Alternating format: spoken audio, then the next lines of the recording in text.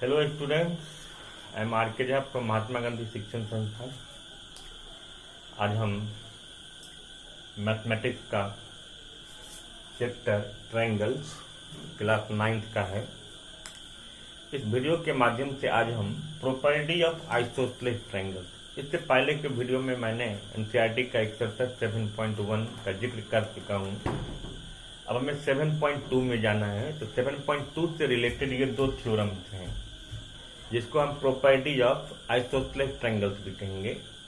ये जो दो थ्योरम हैं वो आइसोसेलेस ट्रायंगल के प्रॉपर्टीज हैं। इसके अलावा और भी कुछ प्रॉपर्टीज हैं जिसको हम फिर इसको समझाने के बाद बोर्ड को साफ करके फिर हम आपको बताते हैं। तो चलिए आप देखिए इसको। ये पहला दिया है कि the side opposite to equal angles of an isosceles triangles are equal. मतलब जैसे हम काइंड्स ऑफ ट्रायंगल्स में जाते हैं तो साइड के बेसिस पर ट्रायंगल तीन तरह के होते हैं: इक्विलेटरल, आइसोसेलेस और स्केलेन। जिस ट्रायंगल के तीनों साइड इक्वल होते हैं उसको हम इक्विलेटरल कहते हैं। जिसके दो साइड होते हैं इक्वल उसको आइसोसेलेस कहते हैं। जिसके ऑल साइड्स अनइक्वल होते हैं उसको स्केलेन कहते हैं। एक चीज और याद रखेंगे आप कि किसी भी ट्रायंगल में अगर तीनों साइड इक्वल है तो वो इक्विलेटरल होगा। उसके तीनों एंगल्स भी इक्वल होंगे, तीनों एल्टीट्यूड भी इक्वल होंगे, तीनों मीडियंस भी इक्वल होंगे। अगर तीन बराबर है तो सब कुछ तीन तीन बराबर होगा। आइसोसेलेस ट्रायंगल में दो साइड बराबर होगा, दो एंगल भी बराबर होगा, दो एल्टीट्यूड भी बराबर होगा, दो मीडियन भी बराबर होगा। स्केलेन में ऑल साइड्स अनइक्वल होते हैं, इसीलिए ऑल एंगल्स भी अनइक्वल होंगे, ऑल मीडियंस भी अनइक्वल लेंथ के होंगे, ऑल एल्टीट्यूड्स भी अनइक्वल लेंथ के होंगे। तो अभी हम बेसिकली सबसे पहले हम आज इसमें जिक्र करते हैं प्रॉपर्टीज ऑफ आइसोसेलेस ट्रायंगल। तो आइसोसेलेस ट्रायंगल के दो एंगल बराबर होते हैं या दो साइड बराबर होते हैं। अगर दो एंगल बराबर होते हैं तो दो साइड भी बराबर होगा, या दो साइड बराबर होगा तो दो एंगल भी बराबर होगा। बट ट्रायंगल्स में तीन एंगल्स होता है या तीन साइड होता है। तो अगर दो एंगल बराबर है तो दो साइड बराबर होगा। बट कौन दो साइड बराबर होगा ये समझना है। और दो साइड बराबर है तो कौन दो एंगल बराबर होगा। तो आइसोसेलेस ट्रायंगल में जो इक्वल साइड होता है उसके सामने के जो एंगल होते हैं वो बराबर होगा, और इक्वल एंगल है उसके सामने का जो साइड होगा उसको हम इक्वल कहेंगे। तो यहां है कि the side opposite to equal angles of an isosceles triangles are equal. अगर आइसोसेलेस दिया है तो दो एंगल्स बेसिस पर मान लेते हैं हम ये एबीसी एक आइसोसेलेस ट्रायंगल है। यहाँ एबीसी, इस एबीसी में ये एंगल बी और एंगल सी बराबर है। अभी मैंने क्या बताया कि जब दो एंगल बराबर होगा तो दो साइड भी बराबर होगा। कौन साइड बराबर होगा तो उसके सामने एसी आता है और सी के सामने एबी आता है, तो एबी और एसी बराबर होगा। और इसको हम कैसे प्रूव करेंगे तो ये देखते हैं। सबसे पहले हम फिगर बना लिए एबीसी जिसमें एंगल बी और एंगल सी बराबर दिया हुआ है। इसको मैंने लिख दिया गिवन में कि लेट एबीसी एक ट्रायंगल है जिसमें एंगल बी और एंगल सी बराबर है। क्या शो करना है कि बी के सामने एसी, सी के सामने एबी, यानी एबी और एसी बराबर होगा। ये हमको प्रूफ करना है, ठीक है। देखिए इसको प्रूफ करने से पहले हम इसमें एक एल्टीट्यूड ड्रॉ कर दिए एडी। एल्टीट्यूड ड्रॉ करने से ये दो ट्रायंगल्स बन गया। अब देखो एडीबी बन गया, एडीसी बन गया। अब अगर हम इस दोनों ट्रायंगल्स को कंग्रुएंस कर दें तो कंग्रुएंस करने के बाद ये सीपीसीटी को फॉलो करेगा। तो कैसे कंग्रुएंस करेंगे? तो कौन दो ट्रायंगल लिए? एक लिए हम एडीबी और एक लिए एडीसी, एडीसी, ठीक है। अब इस एडीबी में और एडीसी में एडी क्या है? कॉमन है। अब देखिए लिखा होगा एडी बराबर एडी कॉमन है। एंगल बी और एंगल सी बराबर है, दिया हुआ है क्वेश्चन में, गिवन है, ये भी दिया हुआ है। और ये जो हमने परपेंडिकुलर कंस्ट्रक्शन किया था, यहाँ परपेंडिकुलर का मतलब ये, और ये 90 है, इसलिए हमने इसको 90 डिग्री लिख लिया। अभी दोनों ट्रायंगल्स में angle angle side, angle angle side. तो अब आप क्या कह सकते हो कि ए एस से ये दोनों ट्रायंगल्स कंग्रुएंस हो गया। इसीलिए जब कंग्रुएंस हो गया तो सीपीसीटी तो फॉलो करेगा।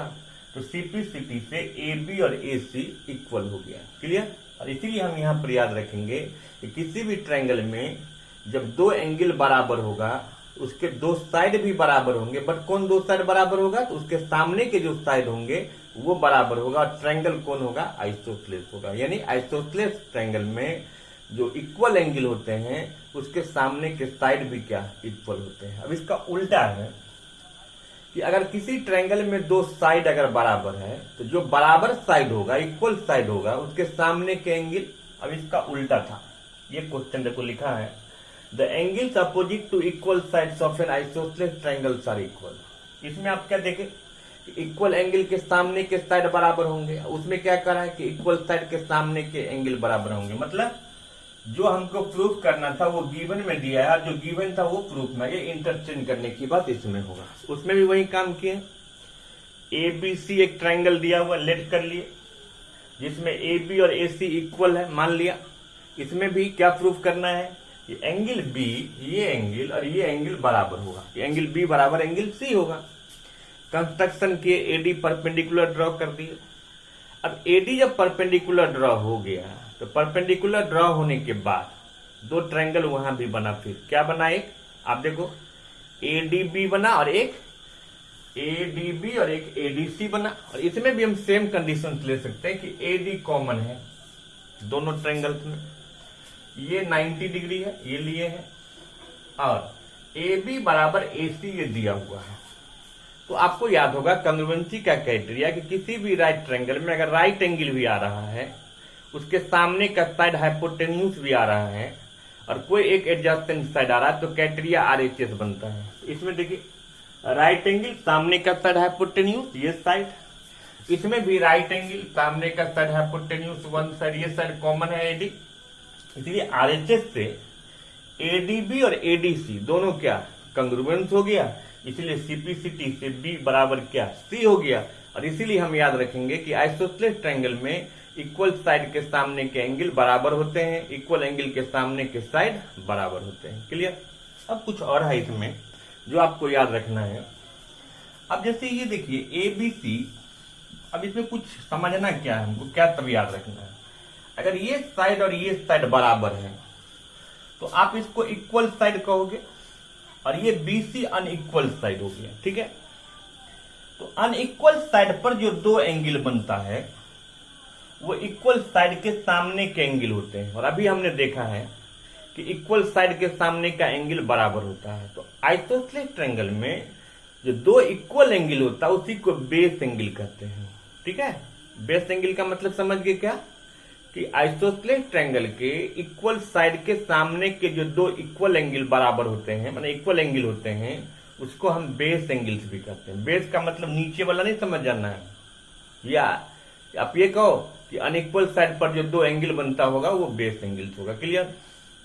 जहां पर ये दोनों इक्वल साइड मिलेगा उसको हम वर्टिकल एंगल कहेंगे या वर्टेक्स एंगल कहेंगे। ठीक है? वर्टेक्स एंगल समझ गए, बेस एंगल समझ गए। एक और मैंने शुरू में ही आपको बोला कि अगर दो साइड बराबर है तो दो एंगल बराबर होंगे, दो हाइट बराबर होगा, दो मीडियन बराबर होगा। तो मान लो ये मीडियन आप तीनों खींचते हो, तीनों मीडियन है सपोज, तो ट्रायंगल में तो तीन मीडियन खींच सकते हैं, तीन हाइट खींच सकते हैं, एल्टीट्यूड खींच सकते हैं। आखिर तीनों में कौन दो बराबर होगा? तो याद रखिएगा कि अनइक्वल साइड जो होता है, अनइक्वल साइड के जो वर्टेक्स या एंड से जो आप दो मीडियन खींचोगे वो दो मीडियन बराबर होगा, और वर्टेक्स से जो मीडियन खींचेंगे वो अनइक्वल होगा। उसी तरह से अनइक्वल साइड के एंड से जो खींचाएगा हाइट भी, तो वो दोनों हाइट भी क्या? बराबर होगा। क्लियर?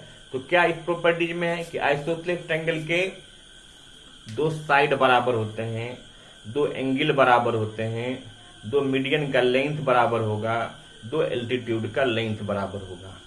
बेस एंगल टर्म आता है, वर्टेक्स एंगल या वर्टिकल एंगल टर्म आता है, इक्वल साइड आता है, अनइक्वल साइड आता है। तो आइसोसेलेस ट्रायंगल में जो अनइक्वल साइड होता उस पर जो एंड पर जो दो एंगल बनता वो बराबर होता, उसको क्या कहेंगे? Base angle. क्लियर? उसके सामने का जो साइड होगा वो इक्वल साइड होगा। इक्वल साइड जो मिलेगा, यानी अनइक्वल साइड के सामने का जो एंगल होगा उसको वर्टिकल एंगल कहेंगे। ठीक है, क्लियर। दो कोण मीडियन बराबर होगा या दो एल्टीट्यूड कोण बराबर होगा, तो अनइक्वल साइड के एंड से जो हम मीडियन खींचेंगे या एल्टीट्यूड खींचेंगे वो दोनों बराबर होगा, और वर्टिकल एंगल से जो खींचेंगे वो अनइक्वल होगा। क्लियर। ट्रायंगल है तो तीनों एंगल का सम भी इसमें क्या 180 डिग्री ही फॉलो करेगा। तो आप इसको पहले बनाइए, फिर हम अगले वीडियो में एक्सरसाइज 7.2 का जो क्वेश्चन होगा उसको फिर हम ब्रीफ करेंगे। Thank you.